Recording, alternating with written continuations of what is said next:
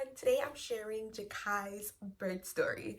I know this story is 8 months late, but I think it's right on time. So it all started at 6:30 on May 14, 2020. I started having back contractions and I was 39 weeks and 4 days at that time. So I'm thinking, oh, it's just Braxton Hicks because I'm not due until next week. So I was like, all right, let me just, dance it out and see if it goes away. But I also had an appointment that day. So I was supposed to go into the birthing center because this was my first time actually going to that birthing center. So I wanted to go in just to get a feel of the space and just see if I like it. So the appointment was for 10:30. Woke up at 6:30, got dressed, still was still having contractions, but they weren't consistent. They were like back and forth. So I'm like, okay, this is nothing to worry about, just plain old Braxton Hicks. My body just preparing itself for labor.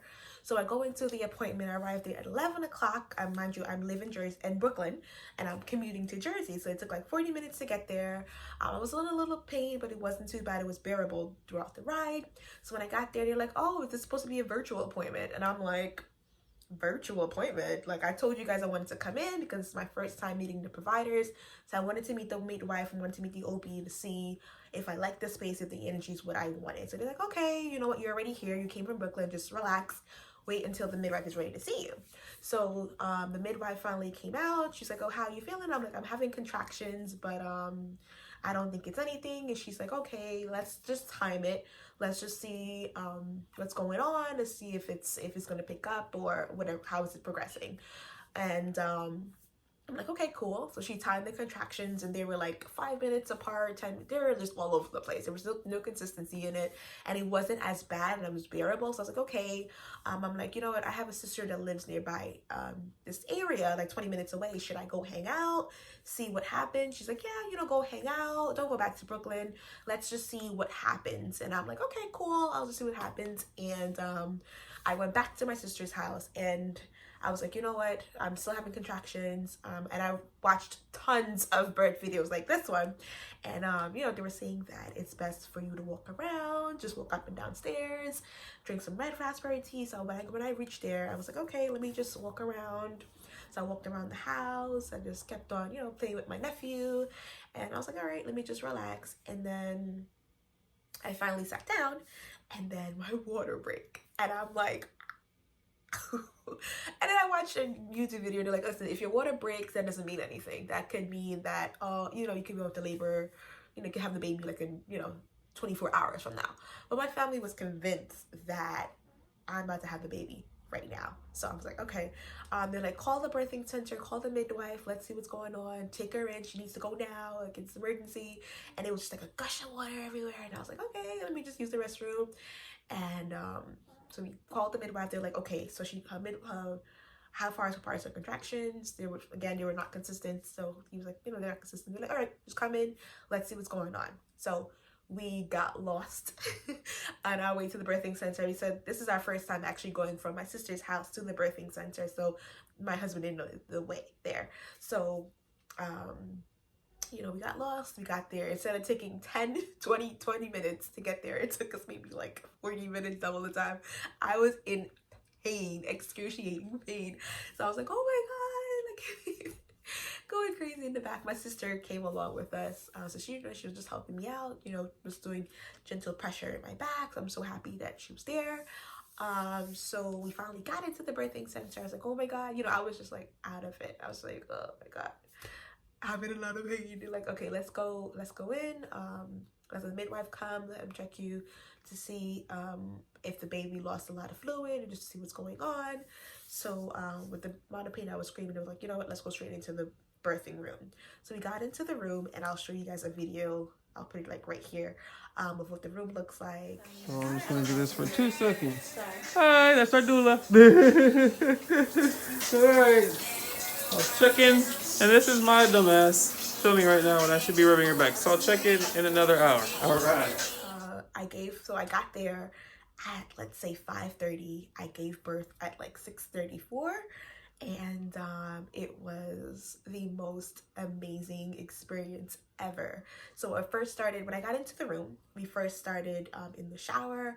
So I was just like, you know, listening to my playlist. My Erica Badu, my Jill Scott was playing. I was just in the mood, in the moment. So I was like listening to the music, and I was looking outside of the window, the trees. So I was just, you know, moving back and forth and just enjoying it, and just understanding that, just putting myself in the right mindset. So I did hypnobirthing babies.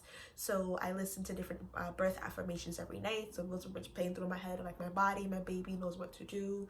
My body is ready. My baby is healthy and safe. I just keep repeating that in my head.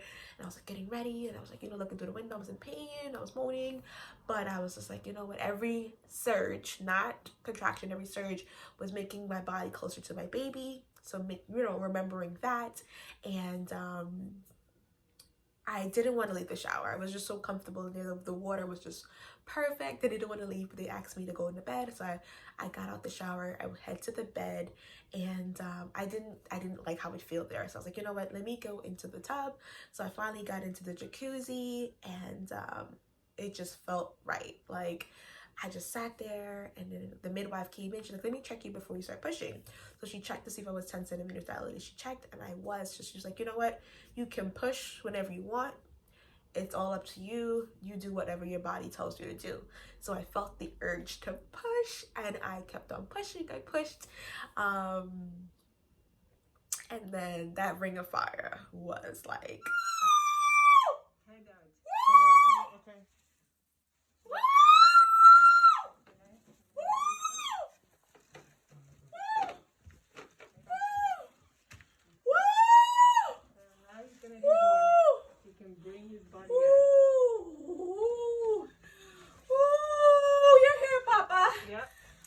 so much. I need a body. Woo!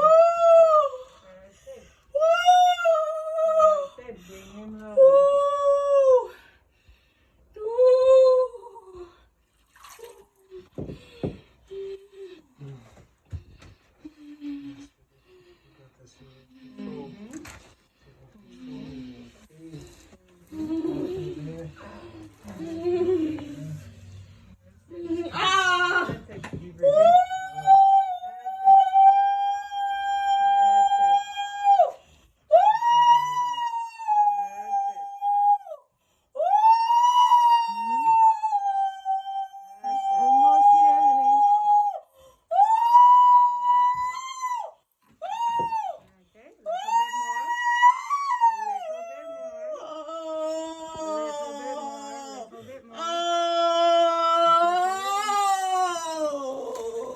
Doing a great job. Right. Yeah, 6:37. Hi, baby boy. Hi, mommy, baby boy. You're here. You're here. You're here. You are here. You are here. Mommy love you so much. Look at your little face. Mommy love you. Mommy love you so much, baby boy. Baby boy, love you so much. Congratulations, you guys. Oh my God, baby. You did it. I love you so much. I love you. It was just very intense, and it felt like it was a rebirth. I felt like I was also, you know, becoming a new person as well. So I tell you, a water birth is absolutely amazing. Okay, I don't think I could have had a natural, unmedicated birth without that water. Okay, if you can do a water birth, please do so. The water birth, the pressure of the water, it was just everything. And the only reason I was able to endure it was because of that water. It was just absolutely amazing. And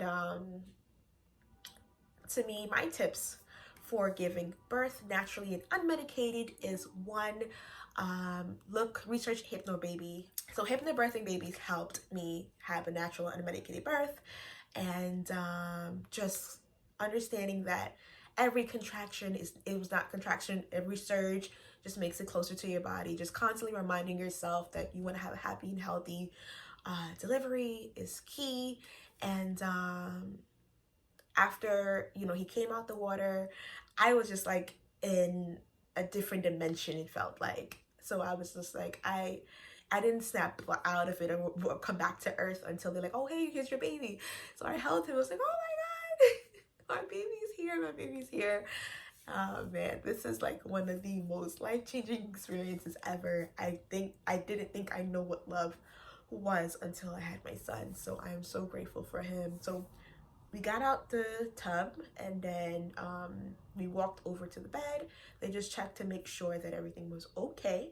I did tear, so they had to, you know, just make sure, you know, help me up a little bit, make sure everything was okay.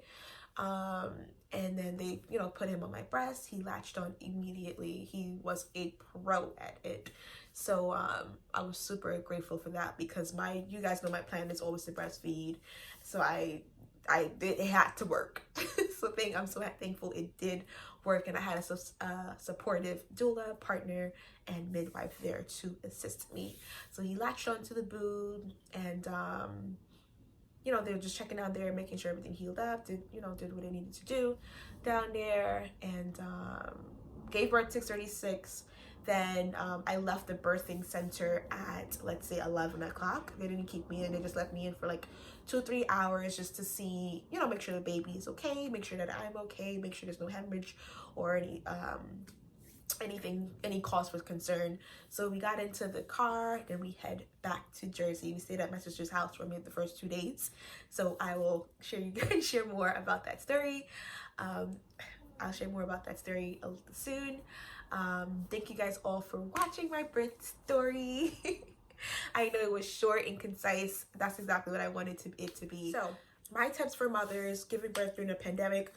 My first tip is to research. Second tip is to have a solid birth plan.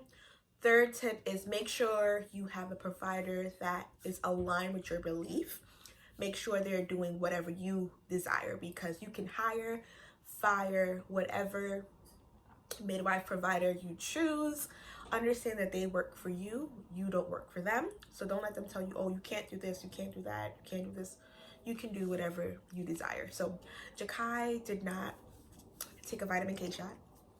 We did not do the eye serum, and we did not do we did delayed cord clamping. And the reason why we did delayed cord clamping is because I was going in there for a regular appointment, so I wasn't expecting to go in to give birth, so we weren't prepared to do a lotus birth. But if you can do a lotus birth, we recommend you do. So delayed cord clamping, I think they cut the cord maybe to like an hour or so after he gave birth. It was until the cord was white, then they cut it. We kept our placenta. We took our placenta home. There was no problems about that. So if you want to do a placenta, you can. And we didn't do the shower. We showered him maybe like a week or 2 later. So you can do delayed shower, because the vernix that's on their skin is actually really good for them. Very beneficial for their health. Thank you guys so much for watching our birth video. I really appreciate your support. Yeah! Say yeah! Thank you! So Jakai's ready to go, and so am I. So have a fantastic day. Don't forget to like, comment, and subscribe for more content. Yeah! Say bye! Thank you for watching. Bye! Yeah! Yeah! Yeah!